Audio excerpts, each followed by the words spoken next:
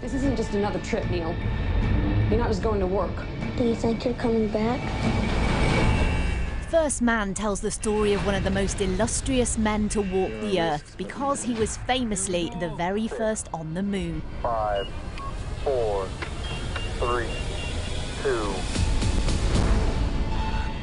This biopic of Neil Armstrong sheds fresh light on a man who made history, but whose personal story has been virtually untold, highlighting his family life and the role played by his wife, Janet.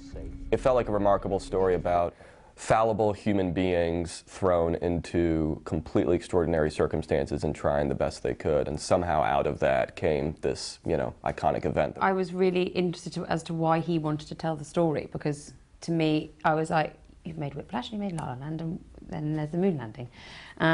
But then as soon as he started talking about it, as soon as he started talking about the idea that there's a man at the centre of it, and the sacrifice of not just him but his family, and also the idea of going after something, striving for something. And it's a classic case of behind every great man, isn't it? It's a great woman, and she clearly was. Janet as herself is an extraordinary person, and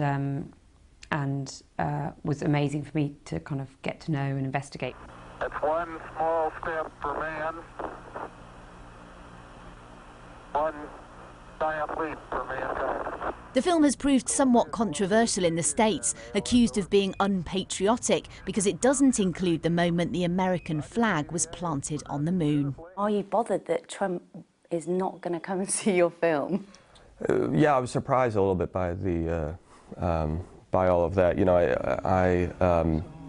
It felt to me like the point of making a movie about such a famous event with such famous imagery associated with it would be to not just kind of reproduce that imagery or those events, would be to actually try to look at what happened in between, the untold story. So you weren't trying to criticise or offend President Trump? No, it was not a political statement at all. It was purely an aesthetic choice. I do think it's interesting though that the conversations that are being had are largely by people who haven't actually seen the film at all. So I just think people need to go and see it, really. We have serious problems. So the president won't be watching, but with a starring role from Her Majesty and a true story quite literally out of this world, it's not likely to matter. Lucy Cotter, Sky News.